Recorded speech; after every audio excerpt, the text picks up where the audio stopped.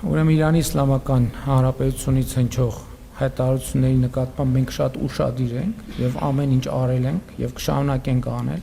Իրանի Իսլամական Հանրապետության մեզ համար բարեկամական եւ եղբայրական երկրի բոլոր մտահոգությունները փարատելու ուղղությամբ։ Դուք տեղյակ եք, որ մենք Հայաստանում ընդհանրապես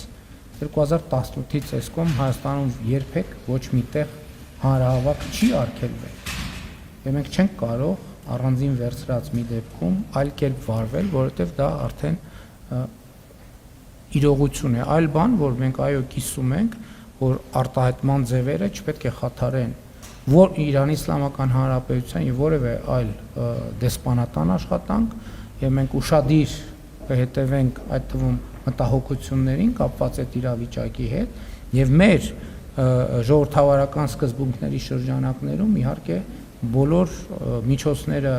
կապահովենք, կձեռնարկենք, որպեսզի բարեկամական եւ եղբայրական Իրանի Իսլամական Հանրապետության դեսպանատան գործունեության հետ կապված որևէ խնդիր չառաջանա եւ ընդհակառակ այն մարդիկ, ովքեր օրենքի գիծը կանցնեն, նրանց նկատմամբ կիրականացնեն համապատասխան վարույթներ։ Ես գիտեմ, որ վարչական վարույթներ են հարուցված մի քանի դեպքերով։ Ինչ վերաբերվում է թրիփի հետ կապված, դուք գիտեք, որ Իրանի Իսլամական Հանրապետության հարգարժան նախագահը օգոստոսին այց ունեցավ, օգոստոսի 19-ին էր կարծեմ, Վաշինգտոնի գագաթաժողովից 10 օր անց, մենք շատ հանգամանալի երկար մանրամասն զրույց ենք ունեցել,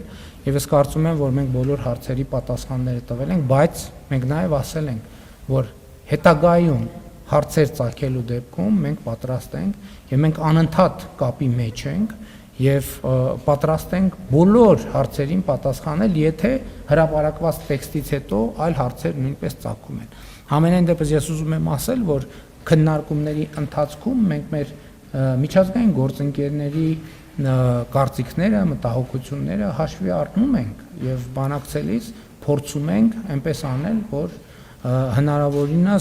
հնարավորինս հավասարակշռված լուծումների գանք, ինչը կարծում եմ այս դեպքում ստացվել է։ Ես ձեզ նախորդ բրիֆինգներում էլ եմ ասել, ես այդպես չեմ ասել։ Նախ մեղքերից ոչ մի մարդ չի մաքրվել, մարդը ինքը մեղսագործ է։ Ճիշտ ես ամեն կիրակի մեղքերի թողության կարգի եմ մասնակցում, բայց մարդը ինքը ընդհանրապես որևէ մարդու մասին ասել, որ ինքը անմեղ է, դա ինքնին քրիստոնեական տեսության համաձայն նույնիսկ կարող է գնահատվել որպես սրբապղծություն, եթե ասել, որ որևէ մահկանացու մարդ այլևս անմեղ է։ Ինչ վերաբերվում է մայրաթոռի հետ կապված խնդիրներին, ես կասել եմ, որ մենք պետք է նախ արժանանանք դրան